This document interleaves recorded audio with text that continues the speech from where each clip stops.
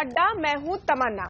राजनीति में 24 घंटों में ही कैसे तस्वीर बदल जाती, इसका एक और एग्जाम्पल मिल गया है।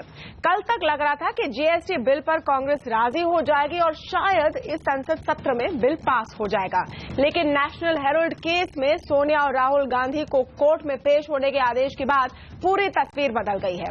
आज जीएसटी तो दूर, संसद में कामकाज ही पूरी तरह से ठप रहा। कांग्रेस पार्टी इस केस को बीजेपी का बदला बता रही है। बीजेपी कह रही कि संसद को स्थगित करने का बस ये एक और बहाना है कांग्रेस का।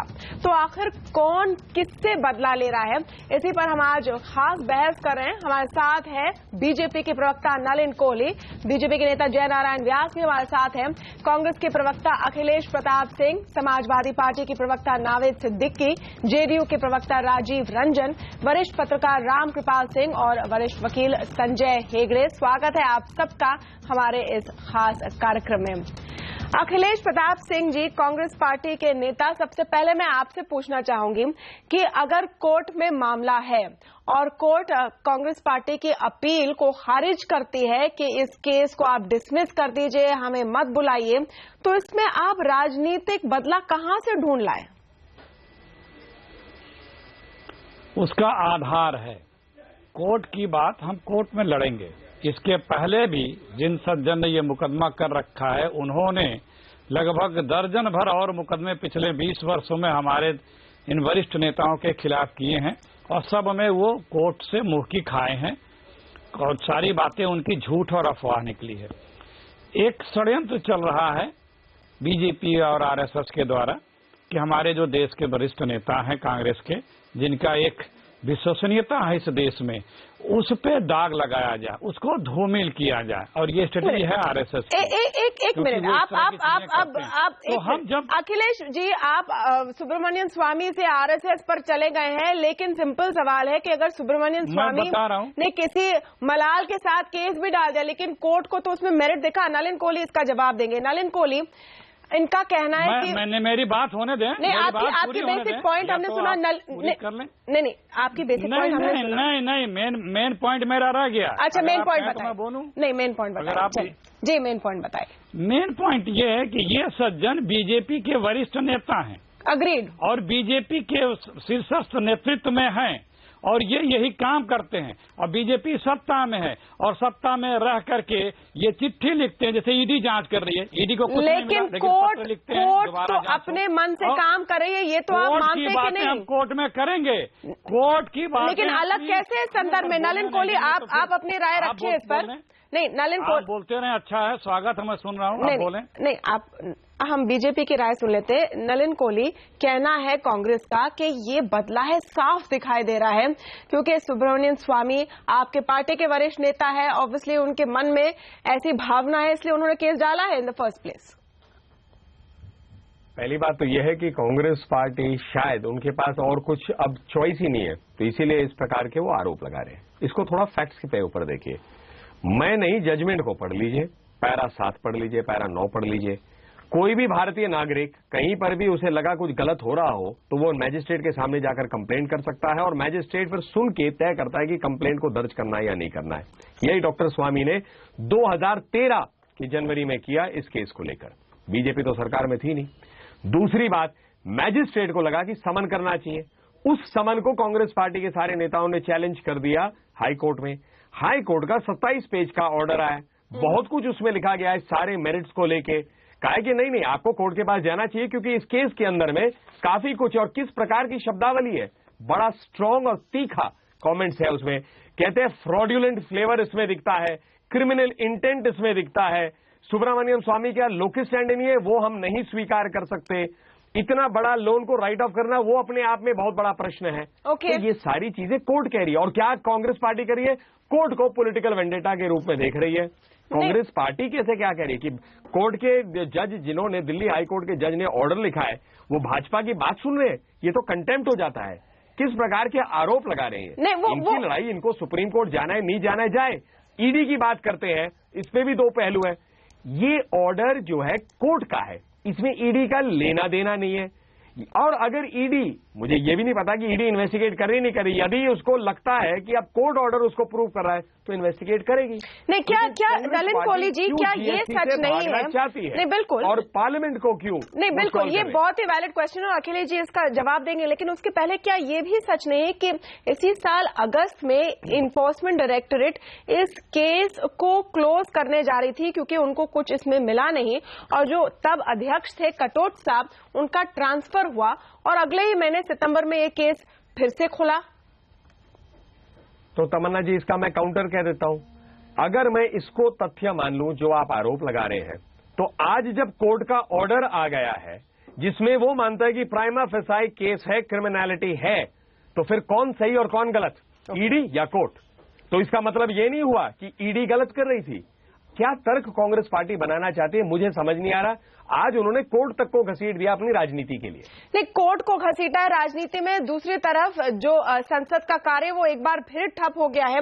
हम पूछते हैं राजीव रंजन से, जेडीयू के नेता है, क्या जो भी आपकी थॉट प्रोसेस हो और पॉलिटिकल आइडियोलॉजी हो, क्या ये बात सही है कि कोर्ट में एक केस चल रहा है उसकी वजह से संसद में काम ना हो? इस पर आपकी क्या राय है राजीव रंजन जी? देखिए, सबसे पहली बात तो यह है कि अगर ये पूरा मसला राजनीति से प्रेरित है, ईडी को फिर से केस रीओपन करने के लिए दबाव बनाया गया और उसके बाद कोर्ट ने प्राइमा फेसाई जो भी ऑब्जर्व किया हो, लेकिन ये शुरुआती तौर पर उनका एक ऑब्जर्वेशन है और जिस सवाल पर ये अपनी पीठ थपथपा रहे हैं, मेरा ये मानना है कि इसके बाद न्यायिक विकल्प कांग्रेस के पास बहुत सारे हैं।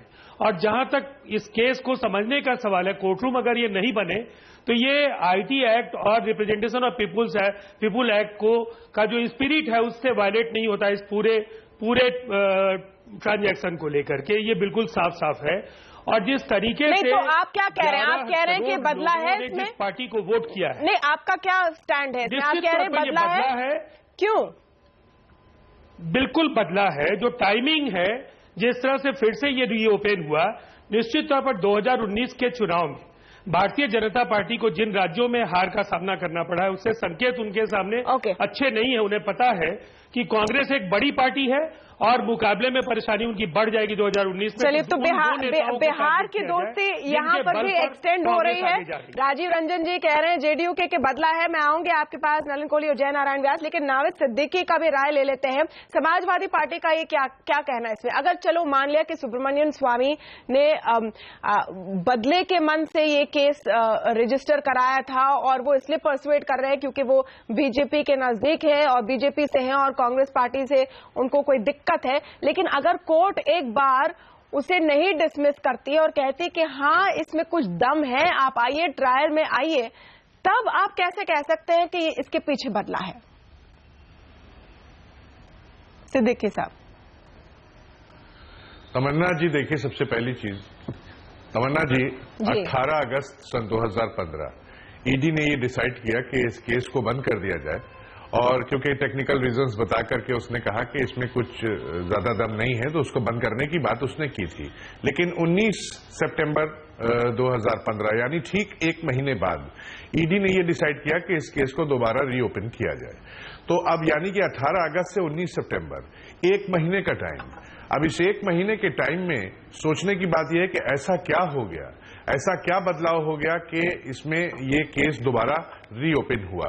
अब इसमें ये बहुत सोचने की बात है कि ये सभी जानते हैं कि इस एक महीने के अंदर जो भी हुआ है, तो क्या इसमें कहीं ना कहीं कुछ पॉलिटिकल इंटरवेंशन है, और अगर है तो सेंट्रल एजेंसीज पे उसका असर क्यों पड़ रहा है। अच्छा, ये सारी चीज देखने वाली बात है। अगर और दूसरी चीज मैं कहूंगा सुब्रमण्यम स्वामी साहब की, नहीं, तमन्ना जी, जो आप पॉइंट रख रहे हैं, चलिए फॉर अ मिनट मान लिया जो आप कह रहे हैं कि सेंट्रल एजेंसी सरकार के अंडर है तो वो ऐसे केसेस को उठा रही हैं, उसमें वो कार्रवाई कर रही है, लेकिन कोर्ट अगर इसको अलाउ कर रहा है कि ये केस चले, तब आप क्या कहेंगे?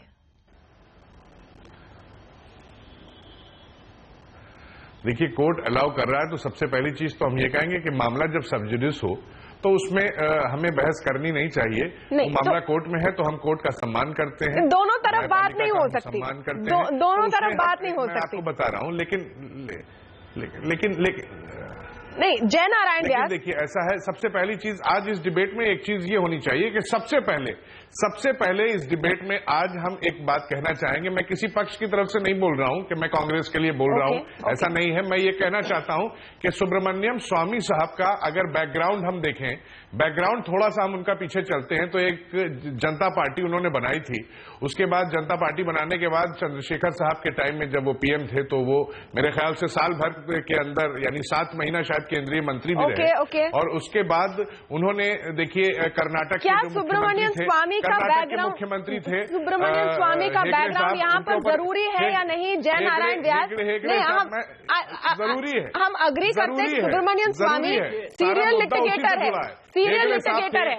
अच्छा मान लेते हैं, नहीं मान लेते हैं कि सुब्रमण्यम स्वामी हर चीज पर केस अभी मैंने बात नहीं खत्म की, आप थोड़ा सा उनके ऊपर और प्रकाश डालने दिए। तमन्ना थोड़ा प्रकाश और डाल दूं उनके ऊपर। लोग जो नहीं जानते उनके बारे में, कुछ लोग, जनता देख रही है, आपका राष्ट्रीय चैनल है, अंतर्राष्ट्रीय चैनल है, तो हेगड़े साहब को नहीं छोड़ा उन्होंने। फिर उसके बाद वो तमिलनाडु की मुख्यमंत्री जयललिता जी के पास गए।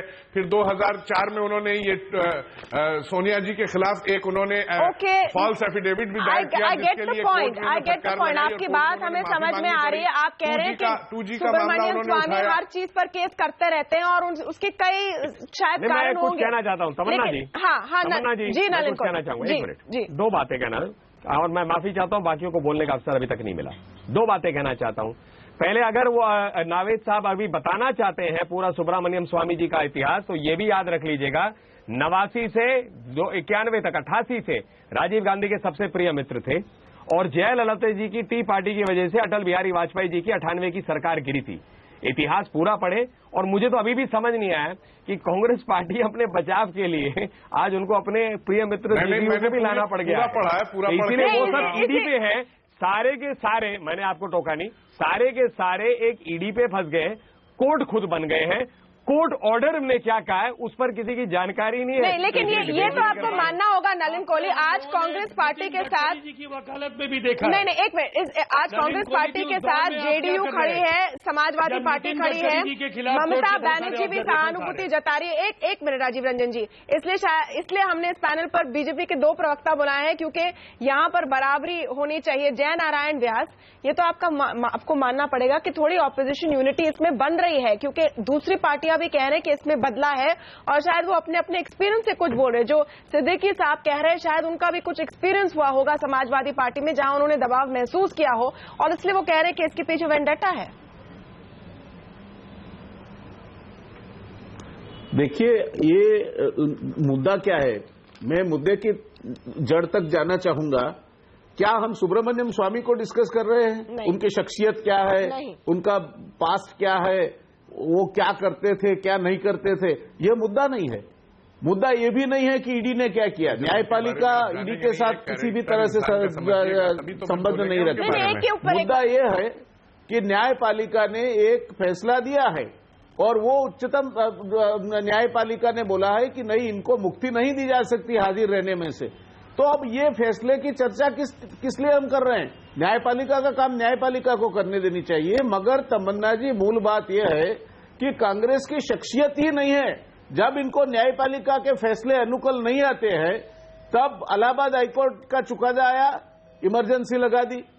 शाहबानो केस का चुकादा आया, कॉन्स्टिट्यूशन अमेंडमेंट आ गया। ये कांग्रेस की शख्सियत ही ऐसी है, वो किसी भी न्यायपालिका को जब तक अपने अनुकूल चुकादे नहीं देते तब तक न्यायपालिका के सामने सर झुकाने के आदी ही नहीं है ये लोग। अच्छा, हम न्यायपालिका की बात है, न्यायपालिका में जाए, लड़े अपना सुप्रीम कोर्ट में चले जाए। आपने एक पॉइंट उठाया जयनारायण व्यास के, फिर हम क्यों डिबेट करें अगर कोर्ट में केस है? हम इसलिए डिबेट कर रहे हैं और रामकृपाल सिंह जी इस पर आप अपना व्यू दीजिए, क्योंकि इस कोर्ट में जो केस चल रहा है उसके कारण संसद में आज कुछ काम नहीं हुआ। 1 हफ्ते तक जो शांति बनी हुई थी वो भंग हो गई है और जीएसटी को एक बार फिर में डब्बे में बंद करके रखना पड़ेगा, ऐसा नजर आ रहा है। तमन्ना जी, कल इसी विषय पर एक चैनल पर हम भी कहीं बैठे हुए थे। कल तक कांग्रेस के प्रवक्ता इस बात को मानने को तैयार नहीं थे। वो कह रहे थे कि मैटर सब जुडिस है, इस पे हम कोई कमेंट नहीं करना चाहते। आज अचानक रात में तो कोर्ट का कोई नया निर्णय आया नहीं, आज अचानक क्या हो गया कि दोनों सदन बिल्कुल नहीं चल रहे हैं।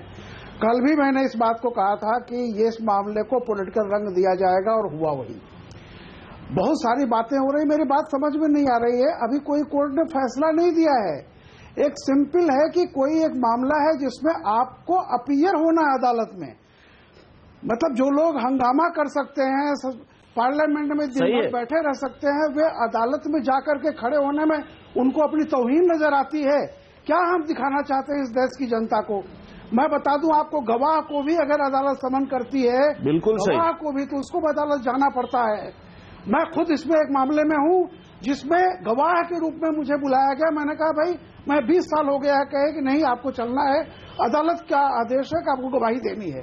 क्या बात कर रहे हैं आप किसी भी व्यक्ति को इस मामले में? इसका मतलब यह है कि कुछ लोग जैसे कहा जाता है ना कि everybody is equal and some are more equals. भाई अदालत में आप हाजिर होने का मतलब कहां से दंड हो गया, कहां से फैसला हो गया, कहां से अपमान हो गया? एग्जैक्टली क्या सोनिया गांधी और राहुल गांधी अदालत में क्यों नहीं हाजिर हो सकते? सोनिया गांधी और राहुल गांधी अदालत में क्यों नहीं हाजिर हो सकते? ये एक बड़ा सवाल उठ रहा है। वरिष्ठ पत्रकार नीलांजन मुखोपाध्याय भी हमारे साथ जुड़ चुके हैं। नीलांजन, यहाँ पर वेंडेटा वो कह रहे हैं, इसको एक रणनीति अपना रहे हैं कांग्रेस पार्टी, जैसे मुझे नजर आ रहा है। आप अपनी राय बताएं कि इस केस का वो इस्तेमाल करेंगे थोड़ा सा विक्टिम कार्ड प्ले करने के लिए।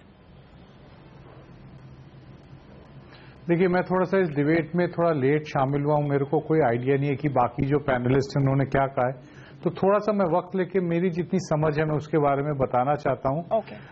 एक मोटे तौर पे मुझे जो लगता है कि मेरी प्रिलिमिनरी ऑब्जर्वेशन ये है कि एक अच्छा केस है जो एक बैड पॉलिटिक्स की वजह से बिगड़ता जा रहा है और एक अननेसेसरी एक ऐसे दिशा में जा रहा है जिसको नहीं जाना चाहिए था। केस काफी सिंपल था, एक तरह से फाइनेंशियल एम्बेजलमेंट का केस था कि किसी एक की प्रॉपर्टी कोई दूसरी बेनामी कंपनी, कोई दूसरी कंपनी को लो वर्थ की कंपनी खड़ी करके उसकी एसेट्स को एक्वायर करके उससे उसको फाइनेंशियल बेनिफिट हुआ। तो ये एक सिंपल किस्म का फाइनेंशियल एम्बेजलमेंट का केस था जो कि बैड एडवाइस की वजह से शायद कांग्रेस के जो वरिष्ठ नेता हैं उन्होंने, सोनिया गांधी, राहुल गांधी, उन्होंने उस पर्टिकुलर दिशा में काम 2008 में जब नेशनल हेराल्ड अखबार छपना, तो मुझे लगता है कि बैड अकाउंटेंट्स की।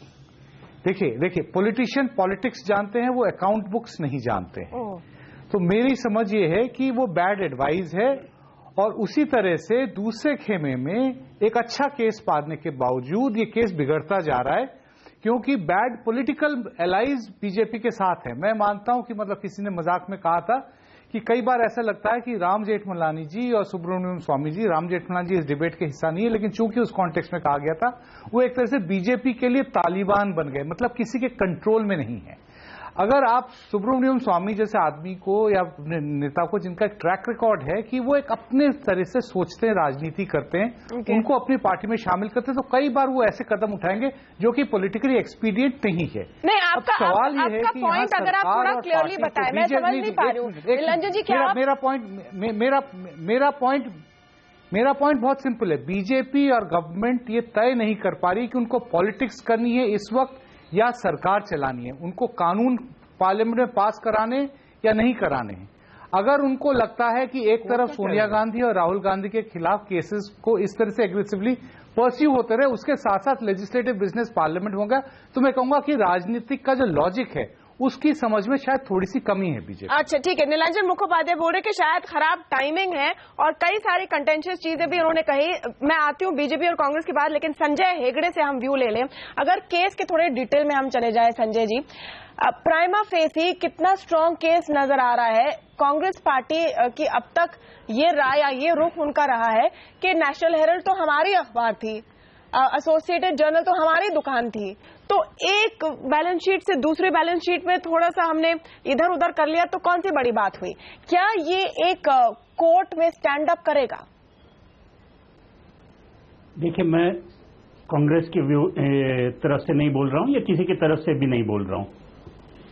ये एक डिफेंस हो सकता है और वो डिफेंस लिया गया है कि जो ये नई कंपनी है यंग इंडियन, ये नॉट फॉर प्रॉफिट कंपनी है। एक नॉट फॉर प्रॉफिट कंपनी एक लॉस मेकिंग कंपनी को टेक ओवर करे, उसके एसेट्स को रिफर्बिश करे, ये सब तो होता रहता है फाइनेंस में, बिजनेस में। आप सिर्फ ये बिजनेस को मत देखिएगा। बहुत सारे ऐसे इंडस्ट्रियल हाउसेज होते हैं जो रिकंस्ट्रक्ट करते हैं, डिस्ट्रेस्ड कंपनी को टेक ओवर करते हैं, सब कुछ होता है। पर जब ऐसे ट्रांजैक्शंस होते हैं, अभी मुखोपाध्याय साहब ने कहा था कि कभी कभार आप टैक्स वकील या किसी टैक्स अकाउंटेंट से सलाह करके आप कोई एक स्कीम बनाते हैं। कभी कभार वहाँ टेक्निकल डिफेक्ट्स भी हो सकते हैं। विद ऑल ड्यू रिस्पेक्ट, क्या आप कह रहे हैं कि ऐसा होते रहता है तो इसलिए कोई बड़ी बात नहीं हुआ है? सिर्फ यह है कि शायद इस केस में दम है, इस केस में दम है तो आगे बढ़ना चाहिए। समन्स इशू किया है, समन्स को ओबे करना है या नहीं ओबे करना है, वो कांग्रेस की रणनीति, उस पर मैं कोई टिप्पणी नहीं करना चाहता हूं। नहीं, आपसे हम केस की डिटेल की बात कर रहे हैं। मेरा यही मानना है इस केस में उसमें दम भी हो, नहीं, टेक्निकल दम है। नहीं, जो आरोप है उस पर हम थोड़े डिटेल में चले जाए, just for a few minutes. आरोप यह है कि कांग्रेस पार्टी एक तो लोन दे ही नहीं सकती है क्योंकि वो एक पॉलिटिकल पार्टी है। दूसरा आरोप है कि जो जमीन, अभी क्योंकि आप डिटेल्स में जा रहे हैं केस की, जो जमीन यहां पर एसोसिएटेड जर्नल के पास थी वो सब सब्सिडाइज रेट पर मिली थी क्योंकि वो अखबार चला रहे थे। आज वो जमीन हड़प ली गई है यंग इंडियन के द्वारा और उसका कमर्शियल इस्तेमाल हो रहा है। यंग इंडियन को कौन ओन करता है? सोनिया और राहुल गांधी, संजय हेगड़े। चलिए, संजय हेगड़े को शायद मेरी आवाज नहीं आ रही, लेकिन केस की डिटेल पर भी हम लौटेंगे और ये इस बात पर भी लौटेंगे कि इस केस को जो कोर्ट में हो रहा है उसकी गूंज संसद में क्यों होनी चाहिए या नहीं, इस पर भी हम लौटेंगे एक छोटे से ब्रेक के बाद।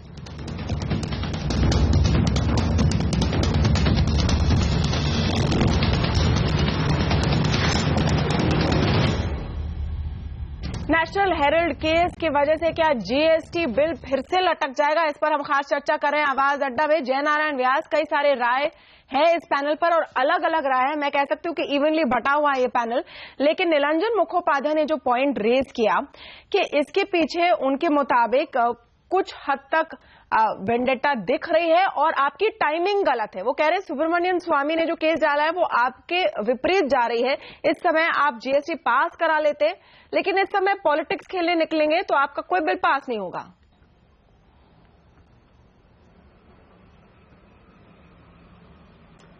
देखिए तमन्ना जी, टाइमिंग्स की जब बात निरंजन जी कर रहे थे, वो हमारे कहने के मुताबिक तो न्यायपालिका चलती नहीं है। न्यायपालिका का सिर्फ इतना डायरेक्टिव है कि आप इन पर्सोना आपको ये हियरिंग में हाजिरी देनी है। अब वो कोई हमारे कहने से या नहीं कहने से नहीं हुआ, ये ऑनगोइंग प्रोसेस है। उसमें कौन सी बात कब होती है वो इसके सरकार का तो कोई काबू नहीं है। पहली सही बात है, सही बात, लेकिन सही बात है, बस उस पर मैं प्रोसेस है। व्यास साहब, आप सही बात कह रहे हैं, लेकिन जब ये केस उठा है, मेरे और दो मुद्दे सुन लीजिए ताकि आगे बहस चले तो उसमें शायद आ जाए। नहीं, आप पूरा कीजिए। 2 मुद्दे मेरे और है, आप सुन लीजिए। ओके, 2 मुद्दे मेरे और है तमन्ना जी। जी कि इस केस में और भी मुद्दे पे गौर करना होगा। एक तो मोतीलाल वोरा जी की आप कंडक्ट देखें, वो सब जगह पे कॉमन थ्रेड है। तो कभी भी चाहे नॉन प्रॉफिट कंपनी हो या प्रॉफिट कंपनी हो, जब रिजोल्यूशन एक कंपनी की बोर्ड में होता है एंड यूर पार्टी इंटरेस्टेड, तो आपको वहां से एब्सटेन करना होता है। How Motilal Vora remain common for all the decisions that were taken, ये एक मुद्दा है। दूसरी बात, सरकार जब जमीन देती है आपको, तब अगर वो जमीन आप जिस पर्पस के लिए दी है वो पर्पस के लिए यूज नहीं करने वाले हैं, तो वो जमीन वापस सरकार में खालसा हो जाती है। या तो आपको उसके उपयोग के बदलाव की मंजूरी सरकार से लेनी होती है। अब ये दो में से एक भी चीज किए बिना आप अपने आप से कायदे बनाए जा रहे हो, तो मैं समझता हूं एक आइडियल केस है किसी भी मैनेजमेंट इंस्टीट्यूशन में 5 लाख रुपए की मूडी से 5000 करोड़ रुपए कैसे हड़पाए जाए, ये अगर सिखाना है तो this is the best case of financial management. Okay, जो पॉइंट मैं रख रही थी, मैं आपको अभी बता दूं मैं क्या पॉइंट रख रही थी। आप सही कह रहे हैं कि कोर्ट कब कोई केस को उठाएगा ये आपके हाथ में नहीं है और टाइमिंग वैसी है, लेकिन ये देखते हुए कि इस केस के उठने के बाद कांग्रेस पार्टी इतनी उत्तेजित नजर आ रही है, आपको तो बिल पास कराना है ना इस सेशन में, तो सामने से जो अग्रेशन आज हमने देखी, चाहे वो अरुण जेटली जी की तरफ से हो या वेंकैया नायडू जी की तरफ, उसको थोड़ा टोन डाउन करने की जरूरत थी। अगर आप भी इसको राजनीतिक मुद्दा बनाएंगे जैसे आप अभी भी बना रहे हैं, तो फिर चांस ही नहीं है कि जीएसटी पास हो।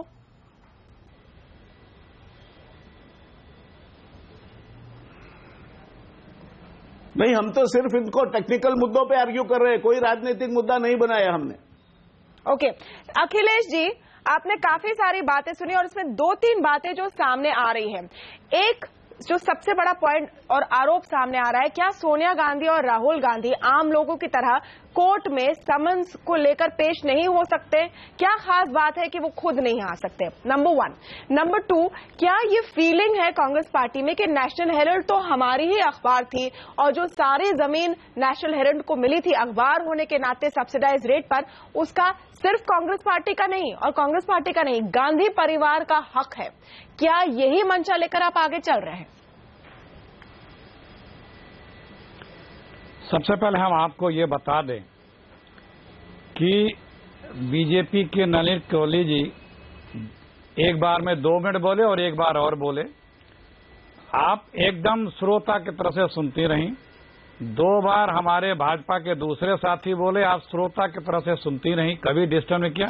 मुझको 30 सेकंड का अवसर दिया, आपने 3 बार डिस्टर्ब किया। तो इससे बेहतर होता बीजेपी के लोगों को बुला के ग्रुप डिस्कशन कर लिया होता। हमारी बात क्योंकि ज्यादा आवश्यकता लगता है आपको है नहीं, क्योंकि आपने पूछा है इसलिए हम अपनी बात बहुत सही, अच्छी बात करी आपने। अखिलेश जी, आप नाराज मत होइए। नहीं, अखिलेश जी, आप नाराज मत होइए। नाराज नहीं, मैं अपनी बात कर रहा हूँ, जो सत्य है वो मैं कह रहा हूँ। ओके, मैं नाराज नहीं होता। आपकी पूरी बात हम सुन रहे हैं। एक तो मेरी आवाज को कर रहे उसे ठीक करा दे, मैं नाराज नहीं होता। जो सत्य है वो मैं कह रहा हूँ, अभी आगे भी सत्य गाने जा रहे हैं। लिसनिंग टू यू, हम सुन रहे हैं। अनइंटरप्टेड उनको बोलने दीजिए। सरकार ये अपनी बात पूरी रखें। चले बोले। ये सरकार जो है सिर्फ बदले की भावना से काम कर रही है। मैंने आपको उदाहरण गिनाए। वीरभद्र सिंह के घर लड़की की शादी हो रही है, बारात आई है, वो क्या आतंकवादी थे कि उस समय सर्च उनके यहाँ किया जा रहा था? एक और केंद्रीय मंत्री जो हमारे साउथ के एक्स हैं, उनके घर क्या किया गया, कब रेड डाली गई? एक गुजरात के मिनिस्टर है, कब रेड डाली जा रही है? और किस प्रकार से ये बीजेपी के लोग अपने लोगों को, जहां पे इनको मॉनिटर करना चाहिए, छोटे मोदी जी का क्या हो रहा है, व्यापम का क्या हो रहा है, दिल्ली में 5,000 करोड़ रुपए बैंक घोटाला गुजरात का बैंक कर गया, क्या हो गया, यादव सिंह केस में क्या हो रहा है? लेकिन एक परिवार ऐसा है जिसकी राजनीतिक साख इस देश में इतनी जबरदस्त है, जनता में उसकी एक इमेज है, उसे टार्निश करने में पूरा समय ये सरकार जाया कर रही है। सरकार हर मोर्चे पे फेल है, उस पर बात नहीं कर सकती। मोदी और मोहन भागवत जी की उम्र से काफी आगे रुपया निकल गया है, उस पर बात नहीं होगी। एक्सपोर्ट पे बात नहीं होगी, सिक्योरिटी बात नहीं होगी, विदेश नीति देख लीजिए, उस पर बात नहीं होगी। पाकिस्तान पहुंच गए, कल तक क्या करे, उस पर बात नहीं होगी। हमने कल डाइवर्जन बहस की थी कल आवाज अब आपका जो 2 सवाल थे जी, जो 2 सवाल आपने किए थे जी, नेशनल हेराल्ड जो है वो कांग्रेस पार्टी का मुखपत्र था और सरकार से भी जमीनें मिली थी, लोगों ने बहुत सी जमीनें अपने आप भी दी थी। कोई ये बता दे कि सबको पता है ये सेक्शन 25 की कंपनी है, उस पर हम कोर्ट में बात करेंगे, लेकिन करप्शन क्या हुआ है, करप्शन क्या हुआ कोई तो बता दे। सुब्रमण्यम स्वामी भी नहीं बता पा रहे हैं कोर्ट में, वो हम कोर्ट में लड़ लेंगे, देख लेंगे और देखिएगा सुब्रमण्यम स्वामी जी हारेंगे भी और इसी केस में उनको। अच्छा अखिलेश जी, अब मैंने आपकी सारी बात सुन ली है। मैं एक बार और भी बोल चुका हूँ। मैंने आपकी सारी बात सुन ली है और यहाँ पर हम चाह रहे हैं कि दोनों पक्ष जो है इस आर्गुमेंट के सामने आए, उसकी पूरी कोशिश कीजिए। ये भी आप नोट कीजिए, आपके बाद जेडीयू और समाजवादी पार्टी के नेता ने भी जो आपका पॉइंट ऑफ व्यू है वो रखा है। मेरे ख्याल से व्यूअर्स को इस समय तक दोनों पॉइंट सामने आए हैं, लेकिन आप मेरा एक सवाल का जवाब दीजिए। सोनिया गांधी और राहुल गांधी क्यों कोर्ट में पेश नहीं हो सकते? क्यों बार बार अपील फाइल की जा रही कि वो स्वयं नहीं जाए कोर्ट में? नहीं, वो कानूनी प्रक्रिया है और हर किसी को कानूनी अधिकार जो है वो अख्तियार करेगा। क्या कोई कह दे तो उसकी दादागिरी है क्या, वो पेश हो या ना हो? ये जो कंसर्न वकील है वो लोग तय करेंगे, देखेंगे कोर्ट का। लेकिन यही तो फीलिंग है, ये जो आप कह रही हैं, जो लोग बात कर रहे हैं, यही है। ओके, माननीय सुब्रमण्यम स्वामी जी ने पिछले 20 वर्षों में 1 दर्जन से ज्यादा केस इन लोगों पे और हमारे वरिष्ठ किया है। और लोगों की राय हम सुन लेते हैं। और लोगों की राय सुन लेते हैं। नीलांजन मुखोपाध्याय क्या कह रहे हैं? अनर्गल आरोप लगाते हैं। ओके, क्या कह रहे हैं आप? लेकिन और आज ये जो नेशनल हेराल्ड है, इसका कारण क्या है? जितने लोग हमारे स्वतंत्रता संग्राम में भाग लिए हैं उनसे एलर्जी खाती है आरएसएस। नहीं, क्या नेशनल हेरिल्ड के 5,000 करोड़ रुपए की जमीन पर स्काई स्क्रेपर बनेंगे? यंग इंडियन के पास वो कंपनी का अधिकार है, शेयर 76% सोनिया और राहुल गांधी के पास है, कोई सवाल ना पूछे, बस आपकी बात हम सुने। तो सामने से लोगों को अपने अपने राय रखने दीजिए। अपने निलंजन क्या कह रहे हैं? अपने निलंजन मुखोपाध्याय जी। मैं कोई बहुत व्यापक बात नहीं करना चाहता। दो बातों पे मैं फोकस करना चाहता हूं जो इस डिबेट के दौरान उठ रही है बार बार। वन ये कि सोनिया गांधी और राहुल गांधी समन्स को क्यों अवॉइड कर रहे हैं जी। मैं उसके अच्छा है या बुरा है उसमें नहीं जा रहा हूं। मैं सिर्फ एक चीज जताना चाहता हूं कि हिंदुस्तान की राजनीति में एक ट्रेडिशन बन गया है कि जो भी राजनेता है उसको अगर कोर्ट के समन दिए जाएं तो वो एंड तक, लास्ट मोमेंट तक हर कोशिश करते हैं उस समन्स को पर्सनल अपीयरेंस से अवॉइड करने के लिए। ये चाहे ऑर्डिनरी सिविल केसेस हों या चाहे करप्शन के केसेस हो, यहां तक ये भी केसेस हो कि उनके खिलाफ एलिगेशंस हैं कि कम्युनल राइट्स या अलग अलग किस्म के इस तरह के मास वायलेंस के इश्यूज में इनको इन्वॉल्व होने का, चाहे वो 1984 के केसेस हों चाहे वो 2002 के केसेस हों, आपको बहुत इंस्टेंसेस मिलेंगे। तो ये उसको उस कॉन्टेक्स्ट में देखना चाहिए। तो वो वही गलती कर रहे हैं जो हर एक कोई गलती करता है। लेकिन इसका मतलब नहीं कि वो दूसरी बात जो है जो मुझे बार बार लगता है, मतलब यहाँ पे नहीं, मैं बिल्कुल नहीं जस्टिफाई कर रहा हूं, लेकिन मैं सिर्फ एक्सप्लेन कर रहा हूं। मेरा काम पक्ष लेना नहीं है, मैं एनालिस्ट हूं, तो मैं सिर्फ समझा सकता हूं कि क्यों हो रहा है, क्योंकि ये हिंदुस्तान की ट्रेडिशन बनी हुई है। सेकेंड चीज, जो जयनारायण जी की बात मैं सुन रहा था, मैं बार बार back to the same point जिसमें मैंने शुरू में किया था कि मुझे लगता है कि अभी भी भारतीय जनता पार्टी के नेताओं को अपना जो पैथोलॉजिकल डिसलाइक था सोनिया गांधी के प्रति, जो 2004 से जो शुरू हुआ था कि वो अगर प्रधानमंत्री बनेंगे तो हम अपना सिर मुड़वा लेंगे, वो जो एटीट्यूड था उसको छोड़ना पड़ेगा। अब उनको मानना पड़ेगा कि वो यूपीए की चेयरपर्सन नहीं है जिसकी रूलिंग पार्टी है, लेकिन वो विपक्ष की नेता है, और वो भी बहुत फ्रेगमेंटेड विपक्ष की। आपके पास 282 मेंबर हैं, प्लीज उसको करिए जिसके लिए आपको मैंडेट मिला है। वो कहां साइड ट्रैक हो गए? बेसिक मैंडेट सोनिया गांधी को कटघरे में खड़े करने के लिए नहीं था। एक पॉइंट ये बीजेपी बार बार भूल जा रही है। पॉइंट जो निलंजन ने रखा है कि आपको वोट दिया गया था ताकि आप काम आगे बढ़ाए, जीएसटी जैसे बिल पास कराए, कहां पर आप ये पर्सनल वेंडेटा जैसे कह रहे कांग्रेस उसमें फंसी हुई है? इस पर हम जवाब लेंगे जयनारायण व्यास से। हमारे बाकी गेस्ट को भी इसमें जोड़ेंगे एक छोटे से ब्रेक के बाद।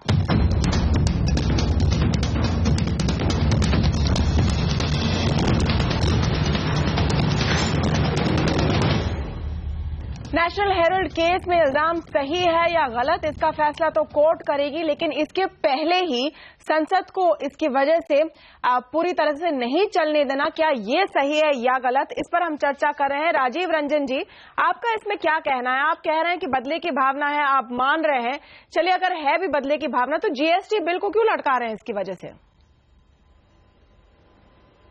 देखिए, जीएसटी को लेकर के पिछले लोकसभा में भारतीय जनता पार्टी का रुख क्या था? अगर आप याद करें तो कई ऐसे मसले थे जो अदालतों में विचाराधीन थे। उन सवालों पर भारतीय जनता पार्टी का जो लोकसभा और राज्यसभा में जो उनकी जो भूमिका थी, अगर आप उनको याद करेंगी तो बहुत सारे सवालों के जवाब मिल जाएंगे। क्या ये बदला नहीं हुआ? कहना चाहता नहीं, मैं आई एम वेरी ग्लैड कि आपने पॉइंट उठाया राजीव रंजन जी, क्योंकि क्या ये बदला नहीं है जो आप कह रहे हैं? क्या ये बदला नहीं है? देखिए, आपने तब ये किया था, अब हम ये करेंगे। पहले मुझे पूरी बात कह लेने दीजिए। कहिए पूरी बात सुन लीजिए। जीएसटी पर हमारा रुख बिल्कुल सकारात्मक है। जीएसटी पर हम पूरी तरह से जीएसटी विधेयक के पारित किए जाने के पक्ष में है, और ये आप भी जानती है। लेकिन जिस तरीके से राजनीतिक प्रतिद्वंदियों के साथ एनडीए की सरकार का जो रवैया है वो निश्चित तौर पर इतना बर्बर और दोहरे मानदंडों का सहारा लेने वाला है, जिसका प्रतिकार भी किया जाना चाहिए। और लोकसभा और राज्यसभा कहीं न कहीं अभिव्यक्ति की स्वतंत्रता और लोकतांत्रिक अधिकारों की रक्षा के मंच भी हैं। इसे समझा जाना चाहिए। और मुझे लगता है जिस तरीके से ईडी पर दबाव बनाया गया, जिस तरह से इस मामले में जो भूमिका रही और जो इतिहास है सुब्रमण्यम स्वामी जी का, उन तमाम चीजों से ये साबित हो जाता है 2019 में जो खतरा है कांग्रेस को लेकर और अपने विरोधियों को लेकर के, जो एक पूरा राष्ट्रव्यापी एक मंच तैयार हो रहा है बिहार के जबरदस्त हार के बाद, उससे डर गई है भाजपा और इसीलिए उसकी रामकृपाल जी, जिससे कि दो चेहरों को विवादित बनाया जाए। रामकृपाल जी, एक बात तो यहाँ पर साफ निकल कर आ रही है कि ये मुद्दा ऑपोजिशन को कुछ हद तक यूनाइट कर रहा है। देखिए, मैं एक छोटा सा सवाल, बहुत देर से मैं सुन रहा हूं सारी चीजों को। अभी रंजन जी ने कहा कि अभिव्यक्ति की आजादी वो संसद में बोलने दो हैं। आज मैं पूरा दिन भर लोकसभा देख रहा था, बार बार ये पूछा जा रहा था, हंगामा हो रहा था, वेल में लोग आए थे, कहा जा रहा था कि भाई मुद्दा क्या है, ये तो बताइए, किस बात पर कर रहे हैं। कुछ नहीं हुआ, अंत में पूरी कार्रवाई स्थगित हो गई। राज्यसभा में भी यही हुआ।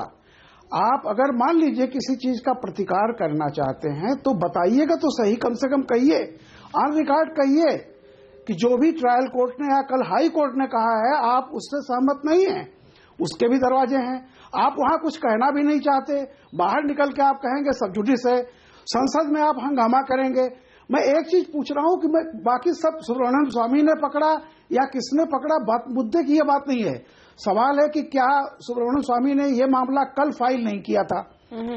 पहले से इस बात का पता था। जिस दिन सोनिया जी चाय पीने गई थी उनके बुलावे पर, उस दिन भी पता था कि सुब्रमण्यम स्वामी अदालत में गए हुए हैं। कल कोर्ट ने सिर्फ हाजिरी की बात की थी जिस पर यह सारा हंगामा हो रहा है। आज सुबह जाकर के अदालत में गए तो 19 तारीख को हाजिर होने की सहमति देके आए हैं। सवाल इस बात का है कि मैं देखिए कौन क्या कर रहा है मैं उस पर नहीं जाता हूं। मेरा यह कहना है कि अपने ही मामले में आप न्यायाधीश नहीं हो सकते हैं। हम लोग यहाँ फैसला नहीं कर रहे हैं और कोई फैसला आया नहीं है। और मैं ये बिल्कुल कतई नहीं कर रहा हूँ कि कांग्रेस लेकिन एक बात जो साफ नजर आ रहा है, साफ नजर आ रहा है रामकृपाल जी, तमन्ना जी, एक बात मैं और कह लूं। आपने शुरू में ही एक बात कही और मुझे ऐसा लग रहा है कि जैसे जीएसटी या तो वो जैसे मोदी या बीजेपी का निजी मामला हो या कांग्रेस का निजी हो। अरे जीएसटी न एनडीए की है न यूपीए की है, दोनों ने मेहनत की है। ये देश का मामला है और जिस तरह से देश के सामने खिलवाड़ किया जा रहा है ये नहीं। जो रामकृपाल सिंह जी, जेडीयू का जीएसटी के सवाल पर बिल्कुल ही सकारात्मक रुख है और इसलिए जीएसटी के साथ इस पूरे मसले नहीं, लेकिन जो पॉइंट हमारा ये मानना है ये राजनीतिक प्रतिशोध की भावना से। लेकिन दो अलग अलग मुद्दे हैं। क्या ऐसा समय नहीं निकाला जा सकता अगर आपको बात करनी है इस पर? जी अखिलेश जी, क्या ऐसे की जवाबदेही है? नहीं, क्या अखिलेश जी ऐसा समय नहीं, अगर आपको डिस्कशन करना है हेरल्ड केस पर? एक मिनट राजीव रंजन जी, अखिलेश जी को बोलने दीजिए। आपको अगर बहस करनी है हेरल्ड केस पर तो उस पर अलग से कीजिए ना। लोकसभा में बहस हो सकती थी, आप अलग से कीजिए ना लोकसभा में। देखिए, कौन सा बिल पास कराना है ये जिम्मेदारी सरकार की होती है। नहीं साहब, जिम्मेदारी सरकार की है, लेकिन आप हर बार बहाना ढूंढेंगे। हाँ, जिम्मेदारी नहीं, कोई बहाना हमने ढूंढे। हमने पहले कर दिया था क्या क्या शर्तें सरकार की जिम्मेदारी है, सरकार के रुख पर डिपेंड करता क्या। लेकिन ये सरकार ऐसी सरकार है कि जो सिर्फ इसकी जो विचारधारा है, जो मूल विचारधारा से आती है आरएसएस की, वो ये है कि मेरी कमी, तुम्हारी कमी मुझसे गंदी है, अच्छी है ये नहीं बता सकते। कभी ये नहीं कहेंगे मेरी ये उपलब्धि है। कभी ये बीजेपी के लोग ये नहीं कहते हैं कि हमने ये उपलब्धि प्राप्त कर ली है, हम ये करना चाहते हैं। वो जोर सारा इनका ये रहता है कि आप मुझसे गंदे हैं, आप में ये दाग लगे हैं, आपके दामन गंदे। वही ये सरकार कर रही है, ये उसी का प्रयास कर रही है, लेकिन कामयाब नहीं होगी, सफल नहीं होगी। इकोनॉमिक टाइम्स के पेपर पे आनंद शर्मा का कोट है कि the GST bill has gone for a sky walk. ये उन्होंने राज्यसभा में कहा, यानी जीएसटी बिल को अब आप भूल जाइए। ऐसा क्यों जरूरी है कि पहले हेरल्ड केस में जो आपकी नाराजगी है वो सामने आएगी, उस पर पूरी बहस होगी, आप संतुष्ट होंगे तो ही जीएसटी की बात होगी? जो देश में सबसे विश्वसनीय लोग हैं, आप उनकी इज्जत को उछालेंगे?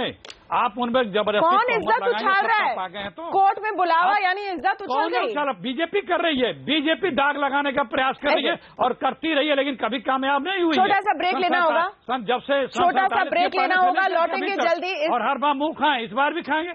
हम अपनी बात भी न कहें, हम अपनी बात भी नहीं कहें, कोई मेरे ऊपर अनर्गल आरोप आलांछन लगावे, हम अपनी बात भी आप बात कहिए, लेकिन जीएसटी बिल को तो पास होने दीजिए, जो कि गलत है।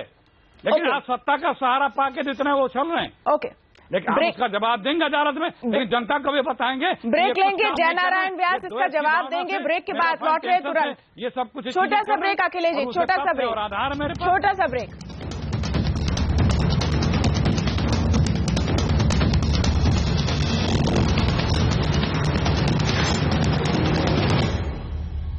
क्या बदले की भावना नजर आ रही है और क्या इसकी भेंट चढ़ जाएगा जीएसटी बिल? आवाज अड्डा पर ये गर्म बहस चल रही है। जयनारायण व्यास, आपको तो मानना होगा कि जो कांग्रेस पार्टी की फीलिंग है विक्टिम होने की आपकी सरकार आने के बाद, वो सिर्फ उनकी नहीं है। राजीव रंजन जेडीयू के भी यही कह रहे हैं, नवाज सिद्दीकी साहब ने भी यही कहा कुछ समय पहले। तो कहीं ना कहीं क्या ये कोशिश हो रही है कि आप विपक्षियों को बिल्कुल फिक्स करके रखें या उनको मुश्किल में रखें ताकि वो आपकी बात माने? देखिए तमन्ना जी, ये मैं मानता हूं मूलतः शक्य नहीं है, मगर आप ये किस्से की चर्चा कर रहे हैं, वो दुनिया भर के और एग्जाम्पल्स लाके इसके साथ जोड़ना चाहते हैं। मुद्दा क्या है? मुद्दा सिर्फ न सिर्फ इतना है कि जैसे मैं हूं, आप हैं या और कोई कॉमन इस देश का सामान्य नागरिक है, उसको अगर कोर्ट का समन आ जाए तो वो कटघरे में जाके खड़ा होकर उसकी जो भी बात कोर्ट पूछना चाहे, क्रॉस एग्जामिनेशन हो, उसका जवाब देता है। तो क्या इनके जो नेता है सोनिया जी और राजीव जी अभी कोर्ट में जा रहे हैं, राहुल जी, 19 तारीख वो को उनसे भी ऊपर हो गए, सहमति दे दी है उन्होंने, वो कोर्ट में जाएंगे। वो तो अभी इनको डायरेक्टिव दिया गया है, इनको तकलीफ ही है। देखिए तमन्ना जी, देखिए आपने अखिलेश जी को कहीं नहीं टोका था, आप कृपया मुझे जवाब दे दें, काफी बातें कही है इन्होंने। दूसरा मुद्दा यह है कि कांग्रेस की ये शख्सियत ही नहीं है। कोर्ट को एक दफा कमिटेड जुडिशियरी शब्द ले आने वाली है कांग्रेस, एक दफा इलाहाबाद हाईकोर्ट के चुकादे पे इमरजेंसी ले आने वाली कांग्रेस, एक दफा शाहबानो चुकादे पे कॉन्स्टिट्यूशन अमेंडमेंट ले आने वाली है कांग्रेस। कितने उदाहरण चाहिए आपको? कांग्रेस तो ये मानती है कि कांग्रेस खास है, कांग्रेस जो कहती है वो कानून है, और कांग्रेस के खिलाफ कुछ भी किया जाए तो वो हैरान गति है। अब इसमें सरकार कहीं भी नहीं है। न तो उन्होंने सुब्रमण्यम स्वामी ने जब केस किया तब उनका रास्ता, ये मुझे एक बोलना पड़ेगा, उसके बाद सब पूरा प्रोसेस चल रहा है। एक ही शो में दोनों अभी बीजेपी क्या और है कांग्रेस कह रहे हैं कि मैं दूसरे पक्ष को ज्यादा बोलने दे रही हूँ। जी आप बोल रहे थे कि हम प्रतिशोध की भावना से काम कर रहे हैं। अखिलेश, मैं आपको पूछना चाहूंगा, आप तो बहुत अनुभवी है, जो कंपनी की 78% याद दिला दूं, 78% शेयर होल्डिंग दो प्राइवेट इंडिविजुअल के हाथ में वो कांग्रेस है। आप बताइए करप्शन कहाँ है? ऑस्कर फर्नांडिस, मोतीलाल वोरा, सोनिया जी और राहुल जी, चार के हाथ में 100% इक्विटी है, 76% उनके पास है। लेकिन जयनारायण व्यास, जो पॉइंट अखिलेश जी ने उठाया था, private company, where is the corruption? यहाँ पर जो आप कह रहे हैं कि भ्रष्टाचार हुआ है, वो कहाँ हुआ है? क्या ओनरशिप उनकी है? वो सबको पता है। मिसडीड कहाँ पर है?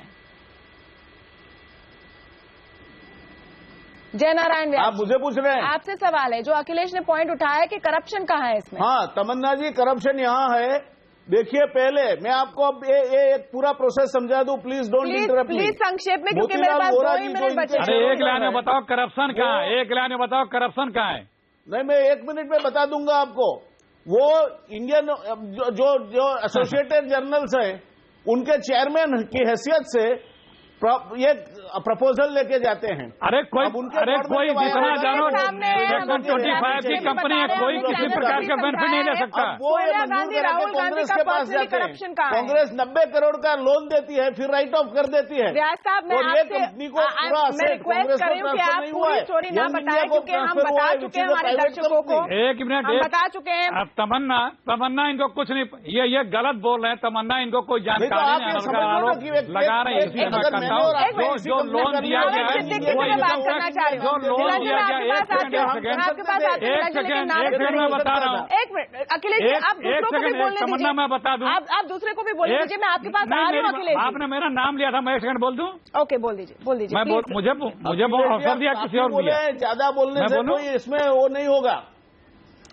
नहीं, मैं आपको बता दे रहा हूँ, क्योंकि आपके पास कुछ तर्क नहीं है। जो लोन दिया गया है वो इनकम टैक्स के तहत भी जायज है, और पीपल्स रिप्रेजेंटेटिव के तहत भी जायज है। कंपनी कोई प्रॉफिट ले नहीं सकती, ले नहीं सकती। इस देश का एक कानून है अखिलेश जी, और कोई प्रॉफिट ले नहीं सकता। की बात नहीं कर रहा हूँ मैं, कानून की बात कर रहा हूँ। मैं एक पॉइंट ऑफ व्यू लेना चाहती हूँ। आपके सामने समस्या ये अखिलेश जी है, और जयनारायण व्यास जी, सिद्दीकी साहब बहुत समय से बोले नहीं है, उनसे एक पॉइंट ऑफ व्यू मुझे लेने दीजिए। सिद्दीकी जी, उसके बाद भी उसको जस्टिफाई नहीं कर पाएंगे। I have very little time, लेकिन सिद्दीकी जी मैं आपसे पूछना चाहती हूँ कि समाजवादी पार्टी ने बिहार चुनाव के पहले अपना जो साथ है वो छोड़ दिया था जेडीयू दल का। तब कहा जा रहा था कि आप लोगों पर दबाव पड़ा है, तो क्या जब आप आज बात कर रहे हैं दबाव की, तो आप फर्स्ट हैंड एक्सपीरियंस से बात कर रहे हैं?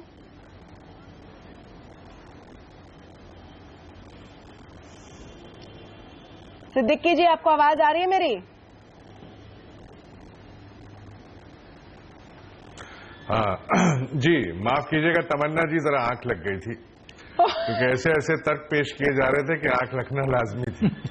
जो आपने सवाल हमसे किया है उसमें हम ये कहना चाहते हैं कि जो चीज पे संसद नहीं चलने दी जा रही है, क्योंकि वक्त बहुत कम है और टाइम आपको वाइंड अप करना होगा, तो अब जो संसद चलने देने की बात है तो उसमें एक काम ये किया जाए कि सुब्रमण्यम स्वामी जी को मंत्री बना दिया जाए। और अगर जिस दिन मंत्री बना दिया जाएगा तो ये सारे मुद्दे जिस तरह के वो उठाते रहे हैं शुरू से, चाहे जयललिता से हो, चाहे हेगड़े साहब से लेके सोनिया जी तक, वो सारे मामले शांत हो जाएंगे। जीएसटी भी पास हो जाएगा, जीएसटी भी पास हो जाएगा, सारी चीजें हो जाएंगी। अंत में सिद्दीकी जी यहाँ पर सलाह दे रहे कि स्वामी जी को आप मंत्री बना दीजिए, और उनकी आंख भी शायद खुल गई है। बहुत बहुत शुक्रिया आप सबका हमारे साथ इसमें शामिल होने के लिए। उम्मीद करते हैं, बहुत कम उम्मीद है कि किसी न किसी तरह जीएसटी पर कुछ बात आगे बढ़े और हेरल्ड केस अपनी जगह ही रहे। यहाँ पर हमें समाप्त करना होगा कार्यक्रम। नमस्कार।